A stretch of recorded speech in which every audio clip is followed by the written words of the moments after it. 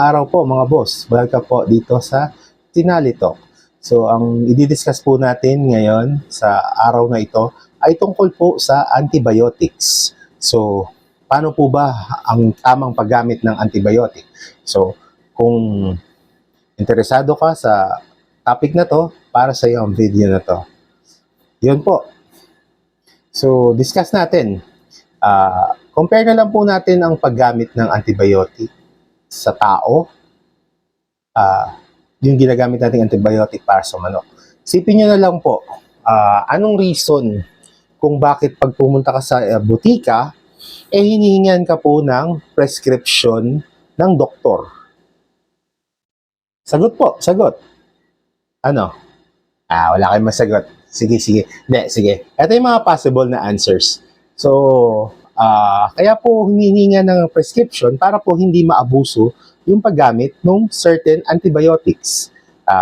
Kasi pagka po naabuso yung paggamit ng antibiotics, nagiging immune na po yung katawan ng tao. Pagka kinailangan po niya yung ganitong klaseng antibiotic, kung nasanay na po siya gumamit ng masyadong matataas na kalidad ng mga antibiotics, immune na po pagka halimbawa na disgrasya or inoperahan or kung ano pa man pong nangyari. Syempre, sana po hindi umabot sa pagkakataong to, pero for sure, may mga tao po na dadaan sa proseso na to or sa stage na to sa kanilang buhay na kailangan nilang kailangan mag-react sila dun sa antibiotic na ibibigay. So, ang kaso po, since nakagamit na po sila ng mga ganitong antibiotic at mali po yung paggamit nila sa mga antibiotics na to, hindi po tatalab.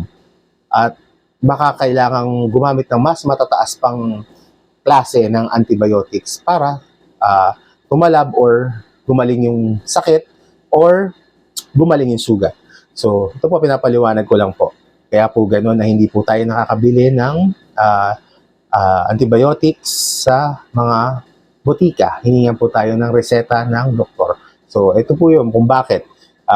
Kasi po, sa poultry supply, pag bumili tayo, nakakabili tayo minsan 1 peraso, 2 peraso. So, syempre, medyo hindi lahat po kayang makabili ng mga antibiotics. So, masyado na pong matataas ang presyo ng mga antibiotics. Before po, may mga antibiotics na mga 5 pesos. Pero ngayon po ata, 10 pesos, 15 pesos to 20 pesos na isang tablet or caplet ng mga or capsule ng mga antibiotics sa mga poultry supplies. So, bakit po ba? Minsan po kasi, ang practice, ako rin po, dumaan din po ako sa ganitong pagkakataon at pagka minsan po na nung panahon po na nagko-cover pa po ako sa mga poultry outlets, may mga nagtatanong ano po bang mabisang gamot sa sipon or something like that. Tapos bibili siya 1 piraso lang o kaya 2 piraso lang kasi ginagawa niya pag pinainom niya ng isa, pag hindi pa masyadong malala or first time pa lang magbigay ng antibiotic, minsan pagbigay mo ng isa hanggang pangalawang tablet, kinabukasan, yung sipon, matutuyo na talaga. Tama naman po yun. Ang kaso po, pagka ganun po ang ginawa nyo, yung gamutan ninyo, hindi nyo po ginawa at least man lang 3 days, kasi po yung antibiotic po, yung mga gamutan po niyan dapat. Hindi po ako doktor, based on experience ang po itong sinasabi ko. So, dapat po talaga, ang kadalasan, dapat 7 days. Pero at least siguro, kung talagang worst case, medyo kapos tayo, pwede na siguro yung 5 days na sunod-sunod, kahit na magaling na siya, wala ka nang nakitang sipon, hindi na mabaho or something like that, at least 5 days. Pero ang recommended po talaga, 7 days na araw-araw na bibigyan nyo ng antibiotics yung manok. Bakit po?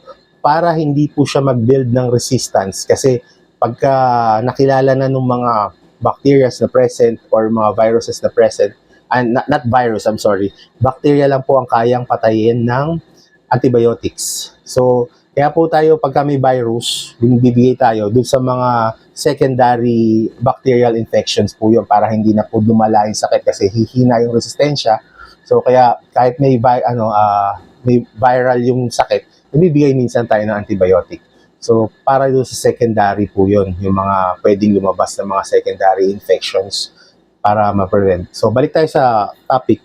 Yun po, para po tuloy-tuloy yung gamutan at hindi siya mag-build ng resistance. Kasi pag nakilala niya na yun, yung antibiotic na yun, pagpunta niya susunod, nakikita niyo po to sa mga commercials, magkakilala na sila. So, para na lang sila nagkikilitian. Ngayon,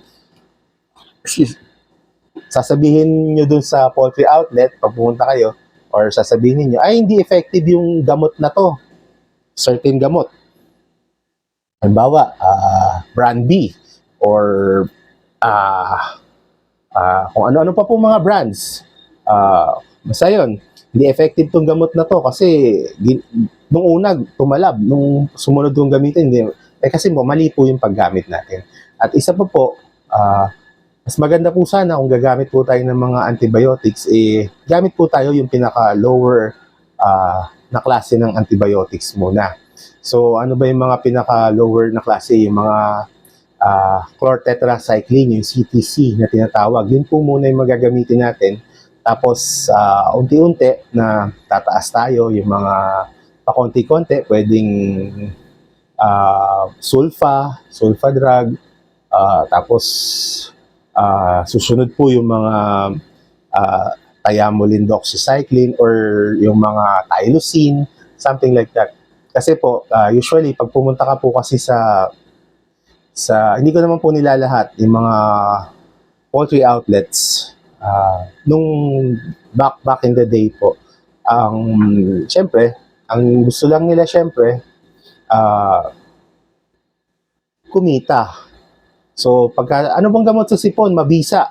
So, bibigyan nila yung chloramphenicol. Yun po, naaalala ko yun. Pag binigyan mo talaga that time ng chloramphenicol, talaga namang galing kagad. Pero the second time na gagamitin mo to, lalo na kung mali yung pag-usage, mali yung paggamit mo, magkakaproblema ka po.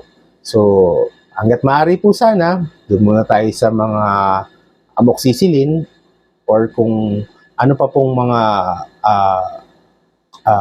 mga gamot, antibiotic na pwede ninyong gamitin na pang prevent ng mga sakit ng inyong mga manok. Or kung hindi naman po, kung gagamit po kayo ng mga injectable, dun muna tayo sa medyo mababang klase. Siguro pwede munang mag long-acting na mga injectable. Pagka hindi na po, pwede tayo, para meron po tayo, kaya ko po ito sinasabi, para meron po tayong uurungan pa na mga gamot sa future. So, yun po.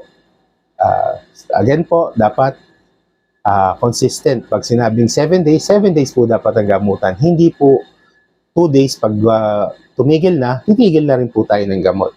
So, yun po ang ating mga ang sinasabi ko po tungkol po sa paggamit ng antibiotics. So, kung meron pa po akong nakalimutan, ay paki-comment na lang po. At kung nagustuhan niyo po itong video na to, mag-subscribe naman po kayo at i-like and share niyo na rin po. So, kung gusto niyo pa ng mga iba pa pong mga katanungan, comment lang po kayo at siguro po, sagutin ko po kayo sa pamamagitan po ng video kasi minsan po may mga tanong po na maski po nung dati pa pong panahon, mahirap po talagang sagutin lalo na po nung time po na yun, mahal pa po ang tawag, ang load. Talagang text lang ang kaya.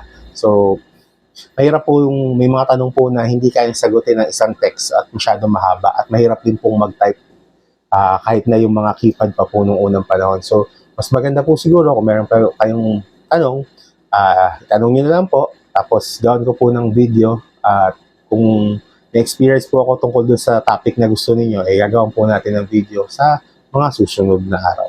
So, maraming salamat po. Ito po ang inyong Tinali Talk. Bye!